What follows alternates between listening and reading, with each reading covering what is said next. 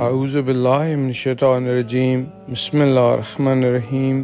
یقیناً اگر ان لوگوں کو تمہاری اطلاع ہو گئی تو وہ تمہیں سنگسار کر دیں گے یا پھر زبردستی تمہیں اپنے دین کی طرف واپس لے جائیں گے، اور اس طرح تم کبھی بھی فلاح نہیں پا سکو گے۔ اور اسی طرح ہم نے لوگوں کو ان پر مطلع کیا تاکہ وہ لوگ جان لیں کہ اللہ کا وعدہ سچا ہے اور یہ کہ قیامت میں کوئی شک نہیں ہے۔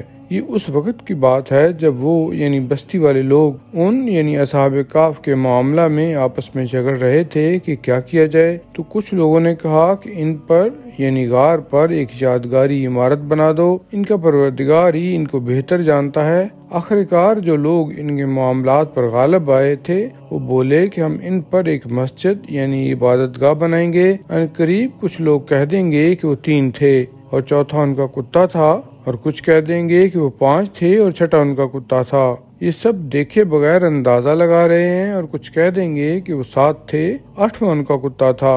اے رسول کہہ دیجئے کہ میرا پروردگار ہی ان کی تعداد کو بہتر جانتا ہے، اور بہت کم لوگوں کو ان کا علم ہے، سو ان کے بارے میں سوائے سرسری گفتگو کے لوگوں سے زیادہ بحث نہ کریں، اور نہ ہی ان کے بارے میں ان میں سے کسی سے کچھ پوچھیں، اور آپ کسی چیز کے بارے میں یہ نہ کہیں کہ میں کل اسے ضرور کروں گا، مگر یہ کہ خدا چاہے، اس کے ساتھ انشاءاللہ کہا کرو۔ اور جب بھی بھول جائیں تو اپنے پروردگار کو یاد کریں، اور آپ کہہ دیجئے کہ امید ہے کہ میرا پروردگار ایسی بات کی مجھے رہنمائی کرے جو رشد و ہدایت میں اس سے بھی زیادہ قریب ہو۔ اور وہ لوگ غار میں رہے 9 برس، اوپر 300 سال۔ کہہ دیجئے کہ اللہ ہی بہتر جانتا ہے کہ وہ کتنا رہے۔ تمام آسمانوں اور زمین کا علم غیب اسی کے لیے ہے، وہ کتنا بڑا دیکھنے والا اور کتنا بڑا سننے والا ہے۔ اللہ کے سوا ان لوگوں کا کوئی سرپرست نہیں ہے، اور نہ وہ کسی کو اپنے حکم میں شریک کرتا ہے۔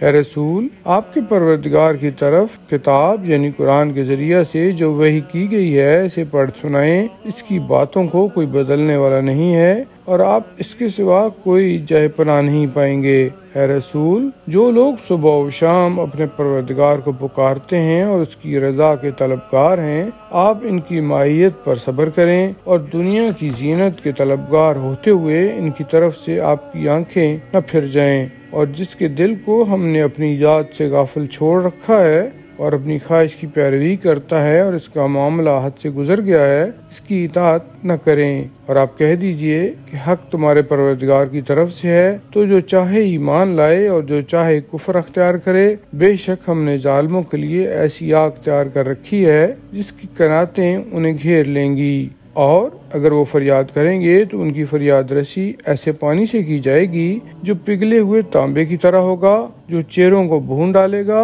کیا بری چیز ہے پینے کی، اور کیا بری آرام گاہ ہے۔ بے شک جو لوگ ایمان لائے اور نیک عمل کیے، یقیناً ہم نیکوکار لوگوں کا اجر ضائع نہیں کرتے۔ یہ وہ لوگ ہیں جن کے لیے ہمیشگی کے باغات ہیں، جن کے نیچے نہریں جاری ہوں گی۔ انہیں ان میں سونے کے کنگن پہنائے جائیں گے، سبز ریشم کے باریک اور دبیز کپڑے پہنیں گے، اور وہ ان میں مسندوں پر گو تکیہ لگائے بیٹھے ہوں گے۔ کیا ہی اچھا ہے ان کا ثواب، اور کیا ہی اچھی ہے ان کی آرام گاہ۔ اے رسول، ان لوگوں کے سامنے ان 2 شخصوں کی مثال پیش کریں کہ ہم نے ان میں سے ایک کو انگور کے 2 باغ دے رکھے تھے، اور انہیں کھجور کے درختوں سے گھیر رکھا تھا، اور ان کے درمیان کھیتی اگا دی تھی۔ یہ دونوں باغ خوب پھل دیتے تھے، اور اس میں کچھ بھی کمی نہیں کی، اور ہم نے ان کے درمیان آبپاشی کے لیے ایک نہر بھی جاری کر دی تھی۔